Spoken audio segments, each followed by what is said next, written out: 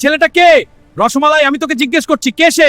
Dad, আপনি যেটা ভাবছেন ব্যাপারটা তেমন না। আমি আসলে চৌধুরী সাহেব, আমি রসমালাইকে ভালোবাসি। আমি কথা দিচ্ছি কখনো ওকে কষ্ট দেব না। ভালোবাসা? তোর মতো ফকিন্নির মুখে এই কথা মানায়?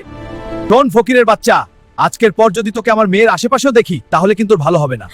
আমি যে কি করব আমি নিজেও বুঝতে পারছি না। চলো, এখনই আমার সাথে চলো, আর এক মুহূর্ত না।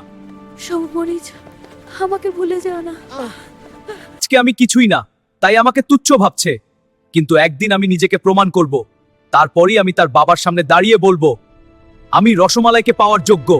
হ্যালো, আমি যা বলেছি ঠিক সেটাই করো।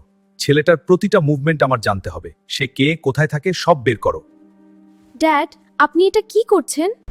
এবার শুরু হলো খেলা। সবুজ মরিচ কি পারবে বাঁচতে?